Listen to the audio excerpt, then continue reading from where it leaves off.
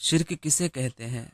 शिर्क का लफ्ज़ हमने बार बार सुना है, इसके माने क्या है इससे हम बखूबी वाकिफ़ नहीं हैं। बचपन से ये बात सुनते आए हैं कि अल्लाह एक है, उसका कोई साजी नहीं, उसके सिवा कोई इबादत के लायक नहीं, वो वाहिद है, अकेला है। कलिमा तैयब भी इसी बात की तरफ इशारा करता है कि अल्लाह के सिवा कोई माबूद नहीं। अक्सर लोग कहते हैं इबादत किसे कहते हैं? इबादत जैसे नमाज, रोज़ा, हज, ज़कात, सजदा, रुकू, क़ियाम, ज़िक्र अस्कर, तिलावत कुरान वगैरह को इबादत कहते हैं। अकीदा तौहीद इस्लाम की बुनियाद है।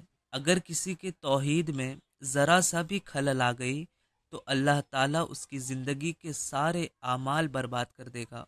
शिर्क नेक आमाल को आग की तरह जलाता है। अल्लाह ताला कुरान में फरमाता है, ज़ालिका हुदल्लाहि यहदी बिही मन यशाउ मिन इबादिही लौ अशरकू लहबिता अन्हुम मा कानू यअमलून।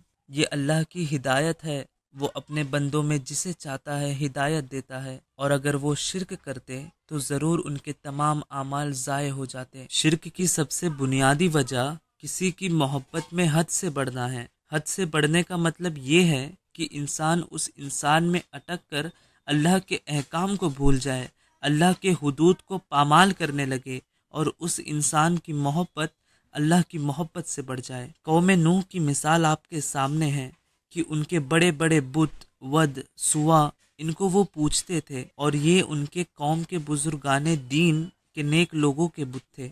इनके यहाँ जब कोई शख्स बहुत नेक होता और अपनी नेकी में बहुत मशहूर हो जाता तो लोग उसकी बात को अल्लाह की बात के बराबर या उससे भी बढ़कर करार देने लगते, और जब वो फौत हो जाता तो उसका बुत बनाकर उसे पूजने लगते और कहते कि इन्होंने हमको खुदा से मिलाया है, लिहाजा हमारा खुदा यही है। नाऊज़ बिल्लाह।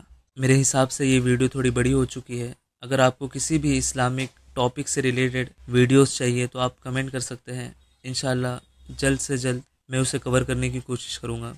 जज़ाकल्लाहु खैरन।